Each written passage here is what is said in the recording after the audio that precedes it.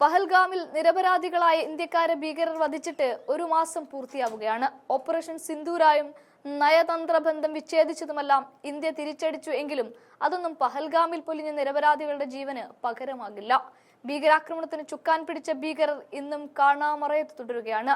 എത്ര തിരിച്ചടി നൽകിയാലും പഹൽഗാമിൽ ഉത്തരവാദികളായ ഭീകരരെ പിടികൂടുവാനോ ശിക്ഷിക്കുവാനോ സാധിക്കാത്തത് ആഭ്യന്തര വകുപ്പിന്റെ വീഴ്ച തന്നെയാണ്. അതിനെ ചോദ്യം ചെയ്യുന്നവരെ ദേശദ്രോഹികളാക്കുകയാണ് BJP ചെയ്യുന്നത്. എങ്കിലും പറയാനുള്ളത് പറയാതിരിക്കാൻ സാധിക്കില്ല. കഴിഞ്ഞ ഏപ്രിൽ 22-നാണ് പഹൽഗാമിൽ 26 പേരെ ഭീകരർ കൊലപ്പെടുത്തിയത്. വിവിധ സംസ്ഥാനങ്ങളിൽ നിന്നുള്ള 25 വിനോദസഞ്ചാരികളും ഒരു തദ്ദേശീയനുമാണ് ഭീകരരുടെ ആക്രമണത്തിൽ കൊല്ലപ്പെട്ടത്. ഭീകരാക്രമണത്തിന് ശക്തമായ മറുപടിയാണ് ഇന്ത്യ നൽകിയത് എന്ന കാര്യത്തിൽ ആർക്കും ഒരു തർക്കവുമില്ല. ഓപ്പറേഷൻ സിന്ദൂറിലൂടെ പാകിസ്ഥാനിലെ നിരവധി ഭീകര ക്യാമ്പുകൾ ഇന്ത്യൻ സൈന്യം ഇല്ലാതാക്കുകയും ചെയ്തു. നിരവധി പാക് വ്യോമപാതകളടക്കം തകർത്ത് ഭീകരതയ്ക്ക് ശക്തമായ താക്കീത് തന്നെയാണ് ഇന്ത്യ നൽകിയത്. പഹൽഗാമിലെ ബൈസരൻ താഴ്വരയിലെ പുൽമേട്ടിൽ നടന്ന ഭീകരാക്രമണത്തിൽ 5 പേരാണ് ഉൾപ്പെട്ടത്. ഇവർ പാകിസ്ഥാനിൽ നിന്നുള്ളവരാണെന്ന് ദേശീയ അന്വേഷണ ഏജൻസികൾ അടക്കം കണ്ടെത്തി എങ്കിലും ഒന്നും സംഭവിച്ചിട്ടില്ല. ഭീകരരെ പറ്റി വിവരങ്ങൾ നൽകുന്നവർക്ക് 20 ലക്ഷം രൂപയാണ് പാരിതോഷികമായി പ്രഖ്യാപിച്ചിരിക്കുന്നത്.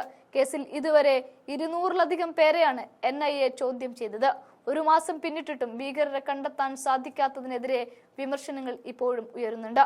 ഓപ്പറേഷൻ സിന്ദൂറിന് പിന്നാലെ ഇന്ത്യക്കും പാകിസ്ഥാനും ഇടയിൽ സംഘർഷം ശക്തമായെങ്കിലും പാകിസ്ഥാനിലെ നിരപരാധികളെ ഓർത്ത് വെടിനിർത്തലിന് ഇന്ത്യ തയ്യാറായത്.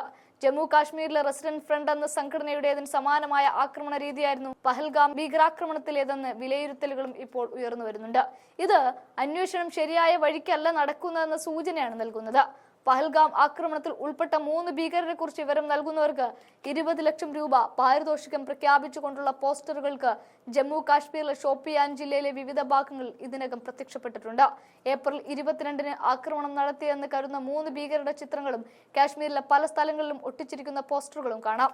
നിരപരാധികളെ കൊലപ്പെടുത്തിയ ഭീകരർക്ക് ഞങ്ങളുടെ മണ്ണിൽ സ്ഥലം നൽകില്ലെന്ന് ഉറുദു ഭാഷയിൽ പോസ്റ്ററിൽ കുറിച്ചിട്ടുണ്ട്. അതേസമയം ഒരു മാസം പിന്നിട്ടിട്ടും ഒരു വിവരം പോലും നൽകാൻ പ്രദേശവാസികൾ തയ്യാറാകാത്തത് അന്വേഷണത്തിന് പ്രതികൂലമായി ബാധിക്കുന്നുമുണ്ട്. പ്രാദേശിക പിന്തുണ ഭീകരർക്ക് ലഭിക്കുന്നുണ്ടെന്ന ചിന്ത സൈന്യത്തിന്റെ ആത്മവീര്യം തകർക്കുന്നതാണ്.